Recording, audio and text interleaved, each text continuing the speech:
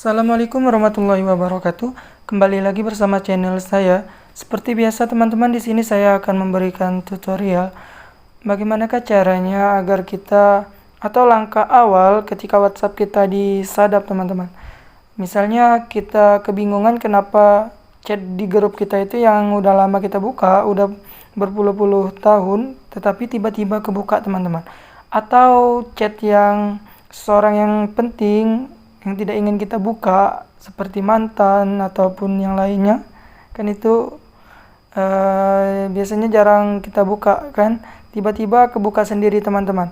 Jadi ini aneh sekali teman-teman. Oke, sebelum masuk ke tutorialnya, bagi teman-teman yang belum subscribe, boleh di subscribe terlebih dahulu channel ini teman-teman, dan jangan lupa aktifkan tanda loncengnya agar tidak ketinggalan video-video terbaru dari channel ini teman-teman.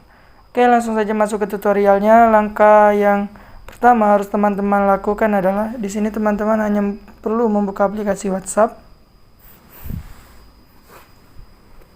Nah, di sini teman-teman jika sudah muncul seperti ini, di pojok kanan bagian atas titik 3. Nah, di sini ada grup baru, siaran baru, perangkat tertaut, pesan berbintang, setelan. Silakan teman-teman pilih perangkat tertaut.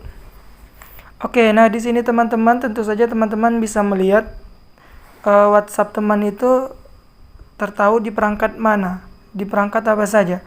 Di sini teman-teman WhatsApp saya tertaut di laptop. Oke, di sini saya akan klik keluar teman-teman. Jika teman-teman membuka di WhatsApp teman-teman di perangkat tertautnya ada gambar seperti ini dia. Di perangkat lain kayak Google ataupun merek HP yang bukan HP teman-teman, silakan dikeluarkan teman-teman, supaya WhatsApp kita yang ada di perangkat orang lain itu terkeluar teman-teman. Oke, kita akan keluarkan. Otomatis teman-teman jika sudah dikeluarkan, WhatsApp kita yang berada di perangkat lain, baik di laptop ataupun kita lagi ngeprint di warnet ataupun ada orang yang coba masuk, dia akan terkeluar sendiri teman-teman. Oke,